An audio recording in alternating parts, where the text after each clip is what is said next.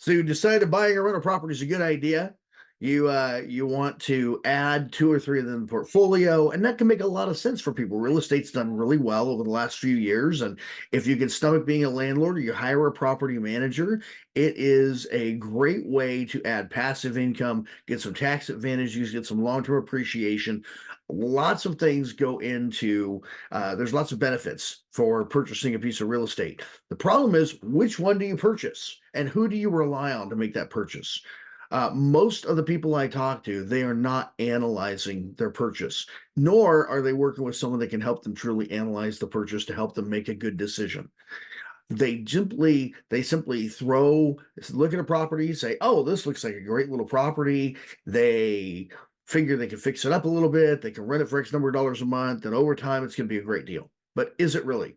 And how do you compare one property to another property to make certain that you're making the best financial decision? So, let me show you how we do this, and it'll give you an idea of the things you need to look out for when you are doing an analysis on a property. So I'm going to go ahead and share my screen. So this is the rental analysis that we do for our clients, and so it gives you an idea. Now you'll notice here what we've done is we've taken a $450,000 purchase. We're showing a place that we believe would rent right around $2,700 a month based on the information on the property. Um, We've allotted a certain amount for taxes, certain amount for insurance. Matter of fact, the taxes are actually a little high compared to what I've seen in the market. We're using 49.95. We also use a small vacancy factor. We figure that at least a couple of weeks out of the year, you may not have the place rented. Now, that may not be true in this area. You maybe in the early years, but once you get the place ready to go, you may have it rented day after day after day forever. Right. And this also doesn't take into account an Airbnb. It's really designed to focus purely uh, on just renting the place on an annual basis. So you can see where we're at here in year one. Now, why the weird rental income? Well, that's because of that vacancy factor we mentioned. So we're taking that on a monthly basis. You'll see we have $2,994 on expenses. And so in the first year, and you can see the cash flow as we move down the page, the rental income's 31,104. We have $35,000 in expenses. Now, we're also including a property management fee. We don't have to, obviously, and that would lessen that cost, get us back to about a flat cash flow. But assuming that we did that, we had some sort of maybe HOA fee, we had some maintenance and repairs, property taxes, and insurance. We end up negative. And we do that for a few years. The one thing this doesn't take into account, though, is it doesn't take into account what depreciation would likely do on the property to help when it comes to tax time. And you're able to take that depreciation on that property over time as an expense, and that would actually allow you to potentially positively cash flow from year one. But we're looking at this from a more reasonable scenario. Year two, you can see the same thing. We're looking at a typical rate increase for this area is 6%. So we're going all the way up to year 10. Year two, it goes to 32,970. We still have a little bit more, $35,426 in expenses. So we've cut our expenses a little bit, but or we cut our cash flow loss down a little bit, but we're still there. And then year three, 559.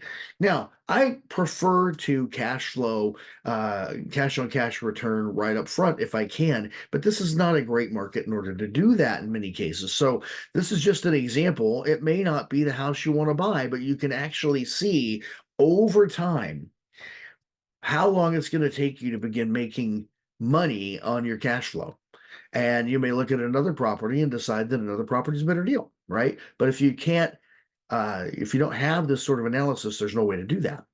So if we move on down the screen here, obviously we can do this in graphic form, but this is over a 10-year period. So look at our appreciation gain. We've had appreciation. Now, this is a 4.6 forecasted appreciation. That's less than the long-term average of 4.8. So we have an appreciation gain of 255, 243. So that's a final value after 10 years of $705,000, 243 bucks. The amortization, paying down the loan every month with the renter's money, you get amortization gain of $45,379 right over here, and a remaining principal balance of only $292. So when we move down the page. Now, also, we're assuming these rates are higher on investment properties. We're assuming a 7.375 interest rate. So what's your total return on this property over a 10-year period if that's your expected hold time? And we can modify the expected hold time. Well, you've earned $410,000 in rental income. You've got $255,000 in appreciation. So you've got $665,000 in gross revenue over that time, $360,581 in expenses, and you can see what those are for a net profit over a 10-year period of $304,638. Initial investment, 116.5. That's down payment, closing costs. Didn't say that on there, but it is. And the renovation costs. We expected you wanted to paint and floor this before you put it back on the market. So we added some money to do that. So overall, your cash return on investment, 261.5% over that 10-year period, an average annual compounded return of 13.7%. Then you can look at what your total return looks like year after year after year, right? So we say, yeah, we lost some money initially, and then we've got 20%, 42, 65, 96, 131, and so forth and so on. So you can look at this year after year. Now, again, this may not be the house that somebody wants to buy, but we don't know that until we plug the numbers in and actually do some analysis. So if you're interested in an analysis like this, hopefully this is giving you some ideas. First of all, if you are interested in having us take a look at the properties that you're considering, I'm certainly happy to do that, and look forward to helping you in any way that we can.